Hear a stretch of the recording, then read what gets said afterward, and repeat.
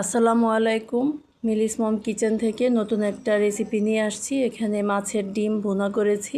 তো প্রথমে মাছের ডিমটাকে ভালোভাবে ধুয়ে পরিষ্কার করে তারপরে এখানে এই যে মাছের ডিমের সাথে লবণ দিয়েছি, মরিচের গুঁড়ো দিয়েছি আর হলুদের গুঁড়ো দিয়েছি, দিয়ে এই যে মাছের ডিমটা মেখে নিচ্ছি মশলার সাথে।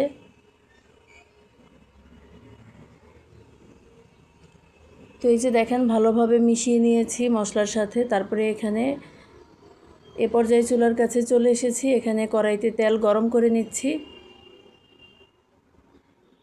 তারপরে এই যে মাছের ডিমটা ভেজে নিচ্ছি তেলের মধ্যে।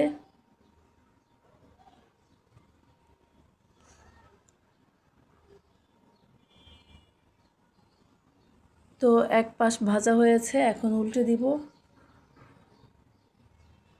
তো এইভাবে উল্টে পাল্টে বারবার ভেজে নিব মাছের ডিমটা।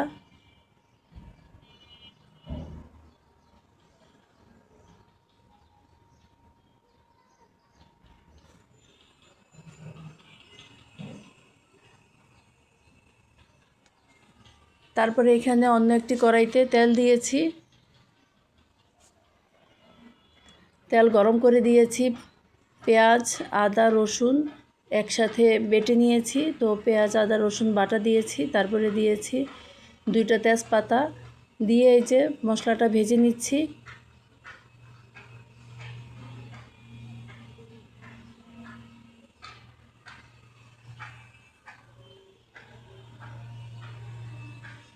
তারপরে এখানে গুঁড়ো মশলাগুলো দিয়ে দিচ্ছি। এখানে প্রথমে দিয়েছি আধা চা চামচ মরিচের গুঁড়া, তারপরে দিয়েছি আধা চা চামচ হলুদ গুঁড়া, তারপরে দিয়েছি আধা চা চামচ ধনে গুঁড়া, তারপরে দিয়েছি স্বাদমতো লবণ।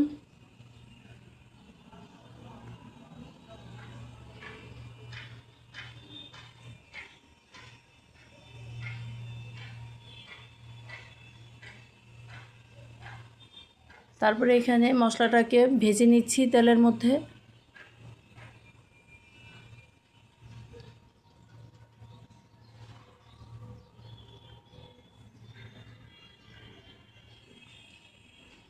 তো মশলাটা যাতে পুড়ে না যায় এজন্য এখানে পানি দিয়েছি মশলাটা কষানোর জন্য। তো মশলাটাকে কষিয়ে নিচ্ছি।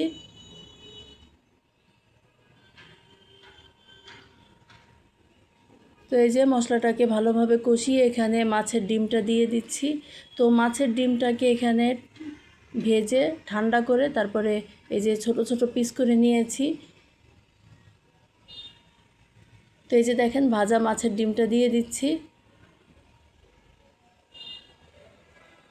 মাছের ডিমটাকে মশলার সাথে কষিয়ে নিচ্ছি।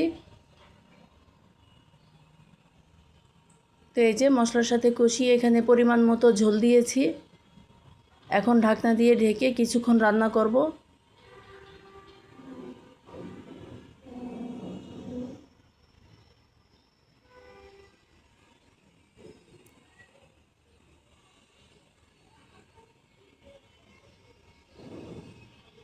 তো এই যে দেখেন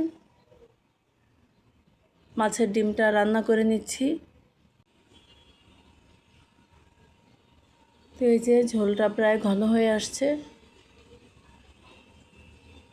তো মাছের ডিমটা রান্না হয়েছে। তো এখানে ভাজা জিরা গুঁড়া দিয়েছি 1 চা চামচ পরিমাণ। তারপরে এখানে দিয়েছি ধনেপাতা কুচি পরিমাণ মতো। তো এখানে এই যে যেই 2টা তেজপাতা দিয়েছিলাম ওই 2টা তেজপাতা তুলে নিয়েছি। তো এখন এই যে নেড়ে চেড়ে মাছের ডিমটা এই যে নেড়ে চেড়ে দিচ্ছি। তো এই যে দেখেন ঝোলটা প্রায় ঘন হয়ে আসছে।